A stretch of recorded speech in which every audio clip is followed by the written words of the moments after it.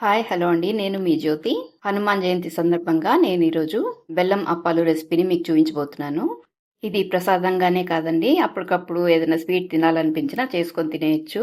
ఈ అప్పాలు చేసుకోవడం చాలా ఈజీ అండి. ఈ వీడియోలో నేను చెప్పిన కొలతలు ఎగ్జాక్ట్గా ఫాలో అయిపోతే సరిపోతుంది. మీరు ఇవి మొదటిసారి చేసినా కూడా పర్ఫెక్ట్ టెక్స్చర్తో చాలా బాగా వస్తాయి. మరి ఇంకా ఆలస్యం చేయకుండా ఈ రెసిపీని చూసేద్దాం రండి. ముందుగా నేను ఒక బౌల్ తీసుకొని అందులో ఒక జల్లెడ పెట్టుకొని దాంట్లోకి 1 కప్పు బియ్యం పిండి వేసుకుంటున్నాను. ఏ కప్పుతో అయితే బియ్యం పిండి వేసుకున్నానో అదే కప్పుతో గోధుమ పిండి కూడా వేసుకుంటున్నానండి. మీరు ఏదో ఒక కప్ సెట్ చేసుకొని ఆ కప్పుతోనే అన్ని వస్తువులు తీసుకోవాలండి. ఇలా తీసుకున్న బియ్యం పిండిని గోధుమ పిండిని జల్లించుకోవాలి. ఇప్పుడు అదే జల్లెడలోకి అదే కప్పుతో 1 కప్పు ఉప్మా రవ్వను తీసుకుంటున్నాను. ఈ ఉప్మా రవ్వను కూడా జల్లించుకోవాలి. ఈ స్టెప్ చాలా ఇంపార్టెంట్ అండి, ఎందుకంటే పిండిలో రవ్వలో పురుగులు ఉండే ఛాన్సెస్ ఉంటాయి కదా. ఇప్పుడు ఈ మూడింటిని బాగా కలిపి పక్కన ఉంచేసేద్దాం. ఇప్పుడు స్టవ్ పైన ప్యాన్ పెట్టుకొని ఇందులోకి 2 కప్పుల తురిమిన బెల్లాన్ని వేసుకుంటున్నానండి. మనం ఏ కప్పుతో అయితే పిండి రవ్వ తీసుకున్నామో అదే కప్పుతో బెల్లం తీసుకోవాలి. బెల్లం కరగడానికి దీంట్లోకి 3 కప్పుల వాటర్ వేసుకుంటున్నాను. బియ్యం పిండి, గోధుమ పిండి, ఉప్మా రవ్వ ఈ 3 కలిపి 3 కప్స్ ఉన్నాయి కదండి, అందుకనే 3 కప్స్ వాటర్ పడుతుంది. మనకి దీంట్లో పాకం రానవసరం లేదండి, బెల్లం కరిగిపోతే సరిపోతుంది. బెల్లం ఒకసారి ఇలా బాయిల్ అయిన తర్వాత ఈ బెల్లం నీళ్ళని ఒకసారి వడకట్టుకోవాలి. ఎందుకంటే బెల్లంలో చాలా డస్ట్ పార్టికల్స్ ఉంటాయి కదండి, అందుకని ఇలా ఒక కడాయిలో వడగట్టుకున్న తర్వాత ఆ కడాయిని స్టవ్ మీద పెట్టి 1/2 టీ స్పూన్ ఉప్పు, 1/2 టీ స్పూన్ ఇలాచీ పొడి, ఇంకా 2 టేబుల్ స్పూన్లు ఎండు కొబ్బరి పొడిని కూడా వేసుకోవాలి. ఆ తర్వాత మనం జల్లించి ఉంచుకున్న బియ్యం పిండి మిక్స్చర్ని కూడా వేసేసుకోవాలి. ఇప్పుడు ఫ్లేమ్ని లోలో పెట్టుకొని బాగా మిక్స్ చేసుకోవాలండి.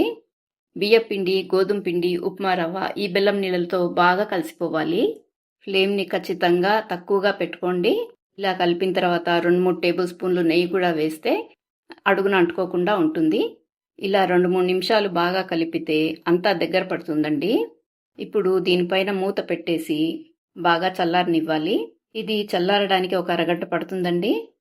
అరగంట తర్వాత మూత తీసి చూపిస్తున్నాను చూడండి. ఇది పూర్తిగా చల్లారలేదండి, కొద్దిగా గోరువెచ్చగా ఉంది. సరే కదా, టెక్స్చర్ ఇలా ఉంటుంది. ఇప్పుడు ఈ పిండినంతా ఒక సపరేట్ ప్లేట్లో తీసుకొని ఈ పిండిని బాగా మర్దన చెయ్యాలండి. మనం చపాతీ పిండిని ఎలా కలుపుతామో అలా కలపాలి. ఇలా కలపడం వల్ల పిండి స్మూత్గా అయ్యి అప్పాలు సాఫ్ట్గా మృదువుగా వస్తాయి. ఈ రెసిపీ అంతా పిండి కలపడంలోనూ వేయించడంలోనూ ఉంటుందండి. అప్పాలు అన్నీ ఒకే సైజులో రావడం కోసమని నేను ఒక స్పూన్తో మెజర్ చేసి తీసుకుంటున్నాను. ఇలా తీసుకున్నాక మిగతా పిండిని కవర్ చేసి ఉంచాలండి, లేకపోతే ఎండిపోయి అంత స్మూత్గా రావు.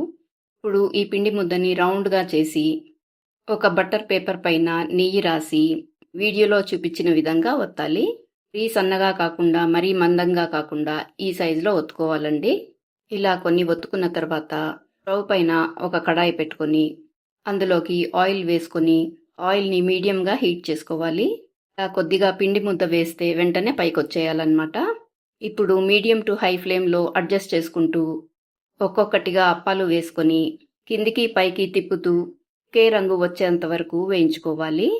ఒకటేసారి 4 కంటే ఎక్కువ వేయకండి, ఒకదానికి ఒకటి అతుక్కుపోతాయి.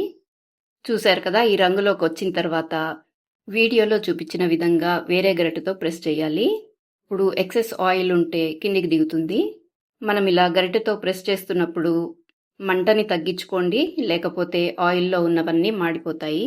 ముందే చెప్పాను కదండి, పిండి కలపడంలోనూ వేయించడంలోనే ఉంటుంది టెక్నిక్ అంతా అని. ఇలా అన్ని జాగ్రత్తగా బంగారు రంగులోకి వచ్చేంత వరకు వేయించుకోవాలి. వీడియోలో చూస్తున్నారు కదా ఎంత మృదువుగా వచ్చాయో అప్పాలు. నేను చెప్పిన టిప్స్ ఫాలో అయితే మీరు ఖచ్చితంగా చక్కగా చేయగలుగుతారు. ఈ అప్పాలు బయట పెట్టుకుంటే 4-5 రోజులు ఉంటాయండి. అదే మీరు ఫ్రిడ్జ్లో పెట్టుకుంటే 10 రోజుల వరకు కూడా ఫ్రెష్గా ఉంటాయి. మరి తప్పకుండా ట్రై చేసి మీ ఫీడ్బ్యాక్ని షేర్ చేయండి. Thank you for watching.